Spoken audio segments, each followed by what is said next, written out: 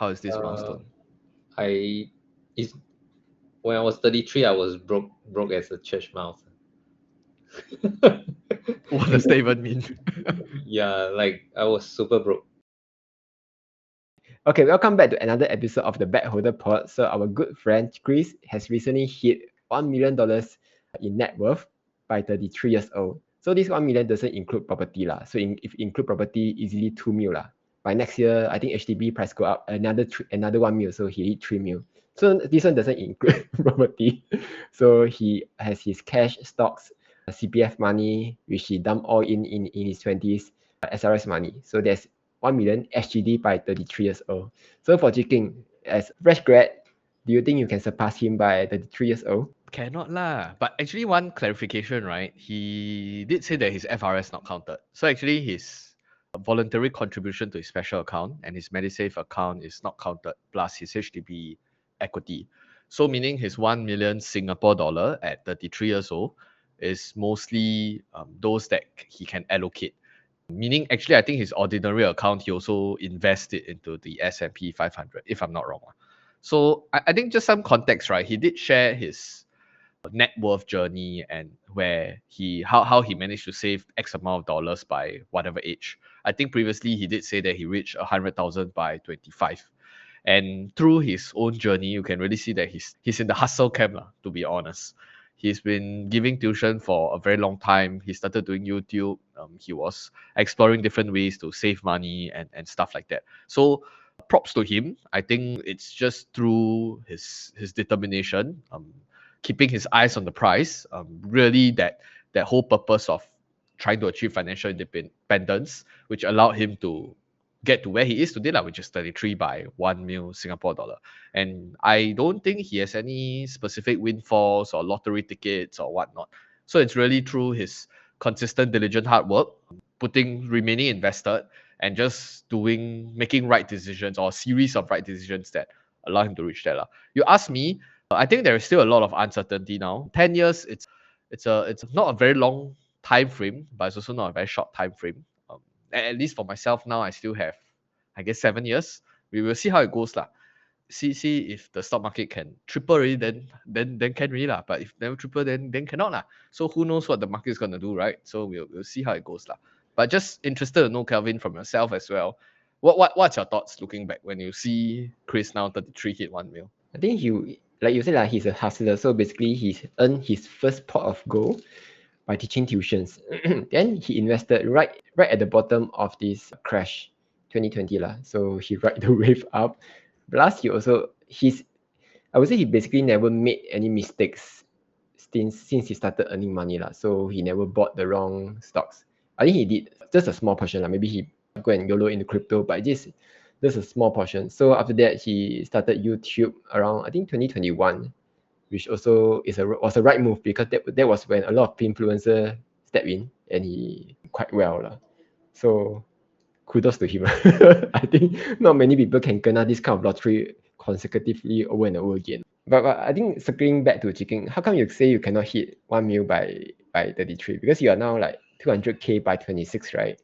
Plus, I think under AK, Edenku, you learn quite a bit of stuff. Plus, since you are investing in undervalued stocks, should be able to, right? That's why I say there's a lot of uncertainty. But I think maybe my primary concern now is that I think there's a bit of a change in mindset that I might not have such a strong willpower as compared to before when we talk about this whole topic about financial independence.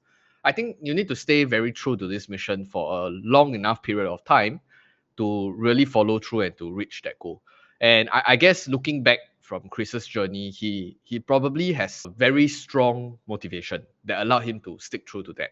I can share a bit of what I've recently been thinking about, which I shared in my video as well when I was talking about that, right? Is that sometimes I feel because money as a tool, right, it's not supposed to be the mindless goal. Meaning you are not just saving money for the sake of money. I see my bank account got 6 digit, I feel shook just because I feel like I want to have X amount of dollars in my bank. But the purpose of that actually in many ways is to be able to appreciate the ups and downs, the fantasies and the good stuff in life lah. So once if you start letting loose or letting go of that part, right, then maybe if financial independence is no longer the top priority, then I feel like the journey will start to slow down. Because last time was really, wow, your mind, eyes on the prize, just whack. Every day just really tie fun, everything just safe, right? Compared to now, if you want to spend a little bit more, you want to let loose a little bit, then there is the concern where you don't save as much, you don't let compounding kick in, and you're not as focused on that goal anymore. I think that will take a backseat. So for me now, right, I do see myself slowly tending towards the very extreme priority of financial independence, slowly towards the other side of trying to enjoy life a little bit more. So that's one concern. And of course, I still have a lot of major expenses coming up. You have your housing, you have your mortgage, your reno, your wedding and stuff. A lot of all these numbers actually very fast will poof missing. And I hopefully don't need to go into debt to pay off that part. And like I said, 7 years, you can say it's a very long time frame, you can say it's a very short time frame. Nobody knows what's going to happen. I don't want to bench it against a certain age or certain number, because I think last time maybe a bit more meaningful when you are younger. I think when I get older already, feels a lot more meaningless lah. When people try to compare, oh, you should hit 100K by 30 or 1 mil by 33. Hit really then? What's gonna happen? Fireworks come out because they celebrate you hit 31 mil by 33. I don't think that's gonna happen. So that's just my different development or point of view in life, at least for now lah. When you take a snapshot of what I'm thinking today. I hope I got answer your question. If I didn't, do clarify. But yeah, Bunti, do you have any thoughts on that? Just to add on what you said, I think you share a lot about the spending part, which I think for Chris also, he share a lot of his tips, right, on how to save money. So of course, if you can meet, okay, you already hit the 1 million by 33. For sure, he's doing well in terms of his income and spending, right? You share about the spending part. I think we also need to give credit on his income side now, because, and specifically, he's not like someone who earns super high salary, right? He's entrepreneur himself. But I think the part that I respect him a lot is really when it comes to generating like different source of income. Like he does like many things, right? YouTube content creation is only one small part. I think he also like, create some course teaching people how to play the credit card games, and then like all these things just like keep on funneling more and more income source. I really think that's really, I respect him a lot now when it comes to these kind of things. It's not easy, because you still need to do your research. You need to be, like super good at looking for all this lobang. I know that Kelvin here also super good at this. I'm super bad on, and when it comes to all these deals. So I think that part, and I think he's not stopped yet. And he probably from now until next 5 years, he's probably add another 2 or 3 new income source. And then that's how he propel his net worth to not just like 1 million. Right? He also shared that it's not just 1 million he's targeting for. That's just the first step, right? Soon it'll be 2, 3, 5 million. So he's doing well. Yeah. Kelvin? Yeah, I think is other than this working hard, earning money part, right? The thing he's doing different from others is he is not following the crowd. So like recently you see all this Labubu, Labubu thing.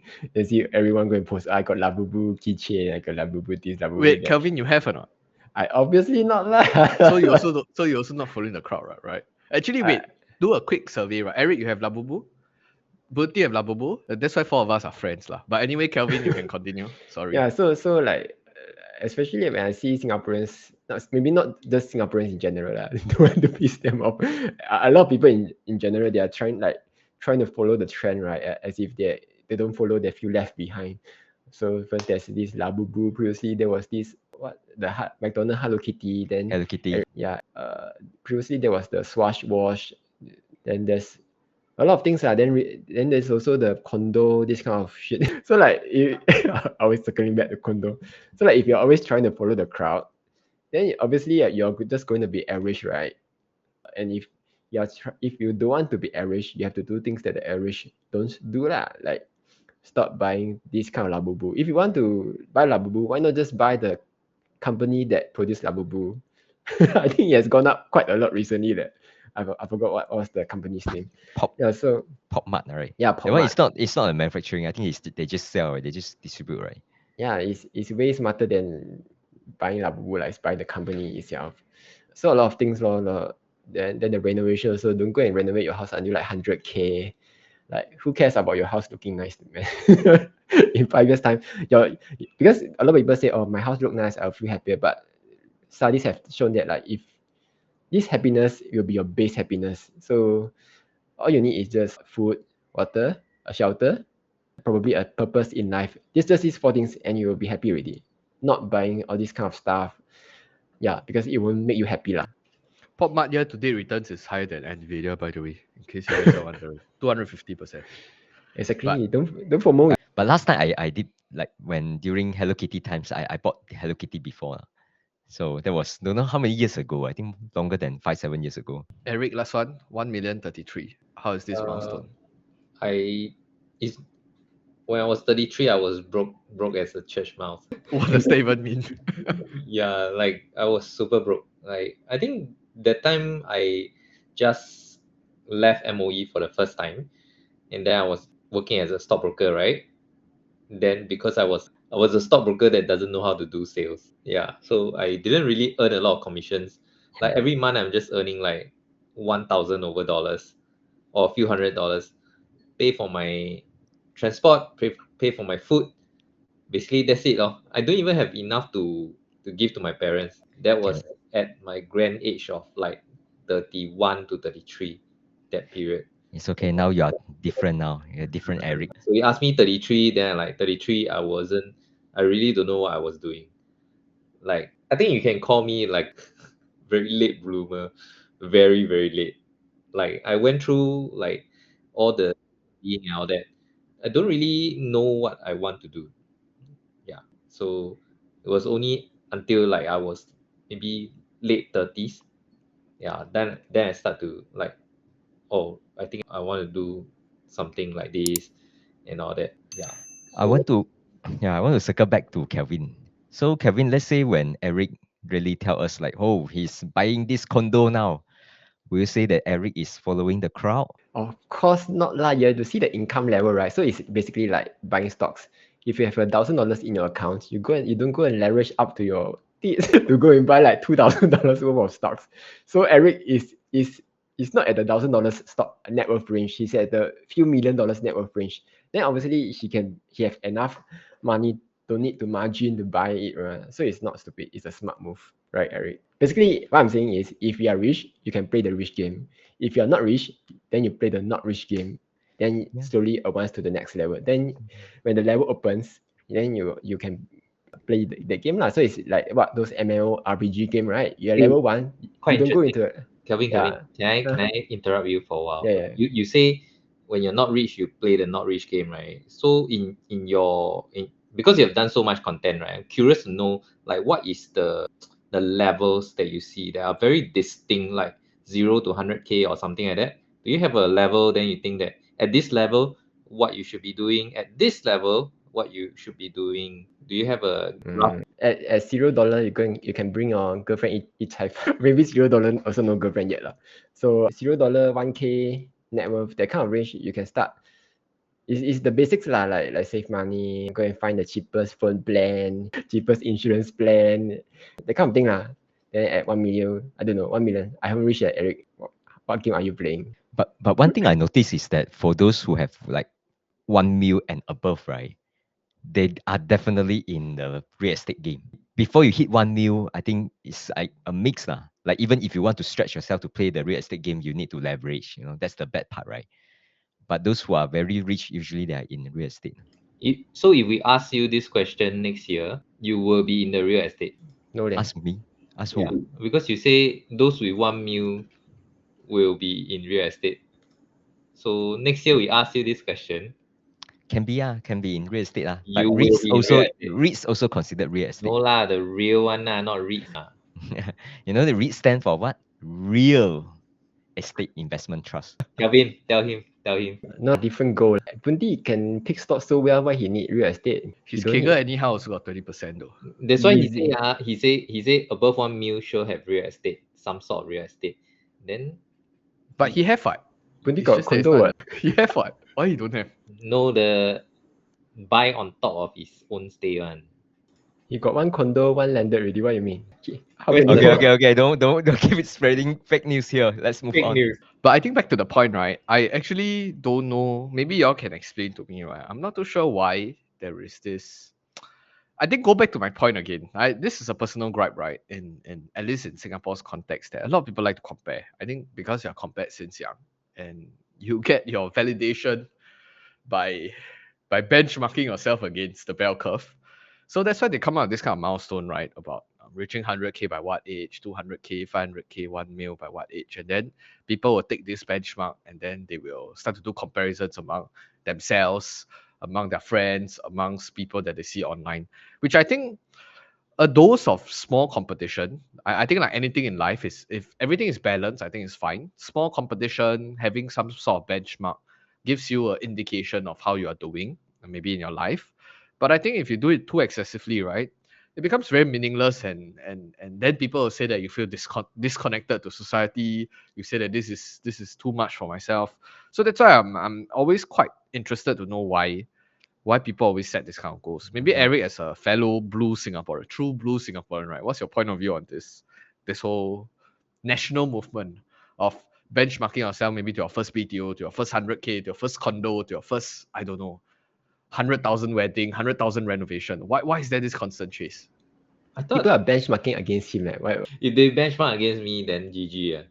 Then 33 years depression, old, confirm job. 33 years old, still nothing much to your name. Wah, jialat. I won't wish that for anybody lah. Like, yeah, because I don't really have a goal, don't really have a direction, what I want to do in I my thought you life. are saying that whoever benchmark against you, GG lah. You think you are good? You are not even 1% of average. No, no, no. It's what I'm thinking back on my younger days is, I don't know. I have a feeling, right, that a lot of students, like young people nowadays, right, they don't really know what they want to do. Like they don't have a very sure, clear direction. Like, hey, I want to be a doctor, or I want to be a lawyer, I want to be a policeman, for example. No, no. Most of the kids don't have a clear direction. They don't even know what they want to study, or if they want to study at all. That's my feel lah. Like as I talk to them, like, hey, what you want to be? Only a very small minority, right? Maybe a little bit influenced by their parents. They have an idea like, oh, okay, maybe I want to be an accountant. I want to be a lawyer. Then it seems like their parents are also that, so they see that, it's quite a good job. Then they want to aspire to it. But most people, like, they're like, they don't feel inspired in that sense. That's why I feel that that's the bigger issue with the young folks. Maybe not just in Singapore, I think worldwide. Like people are getting disenchanted with the traditional, like, role models, like, oh, want to be a teacher or want to be president even or whatnot. Nowadays they don't have that kind of aspiration. Yeah. So I also don't know, like, how else to guide them, to tell them like, hey, okay, this, you should plan for your life and all that.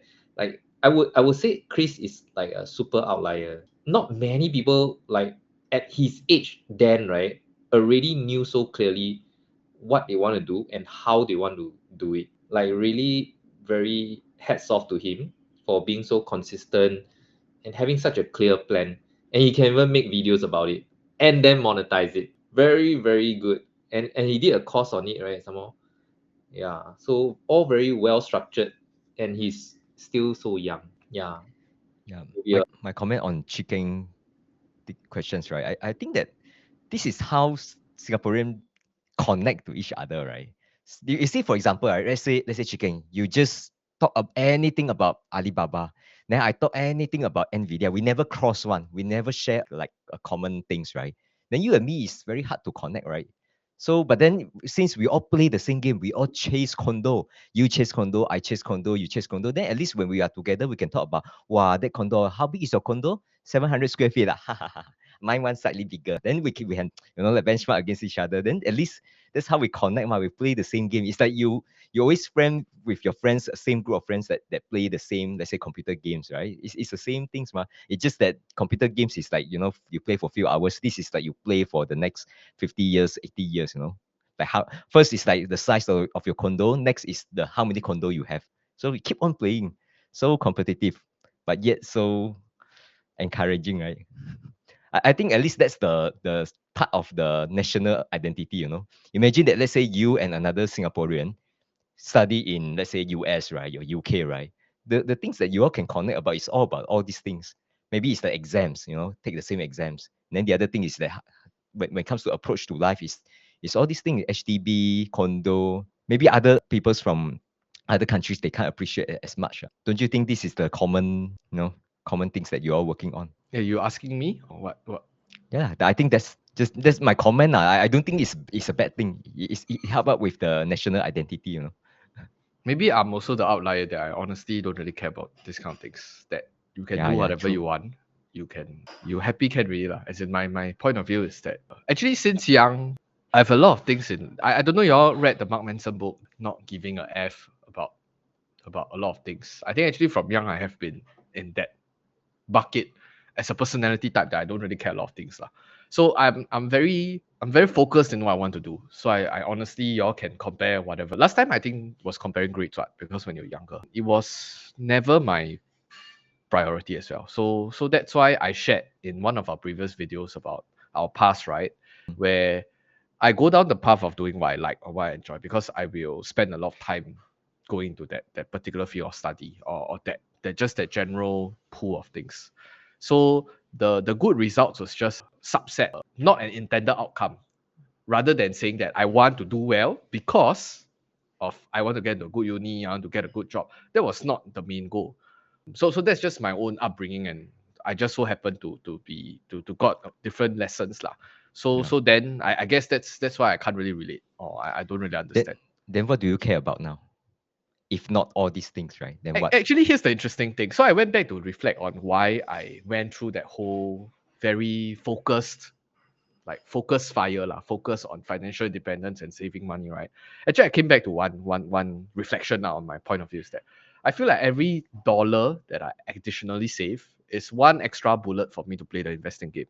So I think it dawned upon me that actually I didn't save money because I want to fire my boss or point middle finger and say anyhow say things, faster financial independence, but more so because I like the whole capital allocation game. So I save more money so that I got more money to deploy so that I can see whether I'm right and to test my theory out. You get what I mean? So the whole being able to save X amount of dollar by the time frame, right? It was not because I was focused on trying to be financially independent. So I might be putting words into Chris's mouth here is that I feel like he from the start, very young, he's very clear that he wants to be financially independent. That's why the series of action he reached the amount. But to me, it's because I actually like investing. So that's why I save a lot of money so that I can invest more and to play the game rather than saying that because I want to financially independent early. So that's the difference in my own reflection. At least that's how I look at it. Yeah. But the don't know if I answered comparison will your still question. be there. Sorry? The comparison will still be there. Say, for example, you say, okay, I save one additional dollars and put into like investing. And then when you invest, people start to talk about, wow, what's your return? And then still you suck into the comparison. Correct. So the comparison here is in terms of returns and how well you do or your Portfolio picks and stuff, size. right? Portfolio size, I don't think is a major concern actually, because it's all by percentage, ma. You can't fight what anyway because young. I today go and bench my portfolio with Eric. I also wasting my time, make myself depressed only, right? Like Eric can just sit down there, go and buy REITs 4% yield, right? He can earn my whole portfolio in 1 year. Then what's the point of comparing? Like it doesn't even make sense. So people usually compare in percentage term, not by absolute dollar, especially if different life stage, life cycle, portfolio size and whatnot. But yeah, I agree that the comparison is important. As in the comparison is inevitable. But likewise, I think even through my discussions with the more investor focused, which is people like Bunti, right? We are more idea focused, lah. Meaning we are talking more about investing rather than I don't ask Bunti, hey, this year what's your net worth? So you financially independent or not? Or your condo how big? I don't think that's the conversation that transpires, right? I mean, you can testify lah. So it's just a different focus area lah. And I think there's this Indian story that they say 5 people touch an elephant, right? They will all draw differently of how elephant look like because they're one touch leg, one touch tail, one touch head. But actually, the full picture is you need to look at it objectively lah. But everybody playing a different game. Their focus of the game is different lah. So yeah, that's just my takeaway from this. Anything else, Kelvin? Want to do a conclusion? Conclusion. Wow, I still don't know how to conclude. Eric conclude lah. Everyone wisest here. Eric the one. I don't have any thoughts though. Chi Keng conclude lah. I don't know. I don't know. I don't think my message in this video will resonate with a very big pool of people because I do agree that nerds like me and Bunti is a small minority of the bigger population. But I think likewise, as mentioned, right, a lot of things in life is all about balance. Swinging too far left or right, not from a political sense, but left, right in any spectrum, lah. Whether you talk about financial independence, you talk about savings, net worth, spending more money before you die. All these are just different phases or different colors of life. So I think the important factor here is to understand what game you're playing, what you're focused at, and don't compare or don't look outwards too much. I think the takeaway that we, or at least I hope that you take away from, is to look more inwards and to focus on what you enjoy rather than try to derive enjoy externally, because I think that in and of itself is a complete waste of time. You will never get a satisfactory answer, and last but not least, you don't even feel happy after everything that you do. So I think try to look inwards, try to find the joys of your life, and I think you'll do pretty well. Don't focus too much about the numbers, the age. Try to benchmark too hard a rule. I think you'll get there, and I'm confident enough that if you watch our videos and you are on this podcast, I'm quite confident that you'll get there. So don't worry too much. So with that, we'll see you guys in the next video. Goodbye.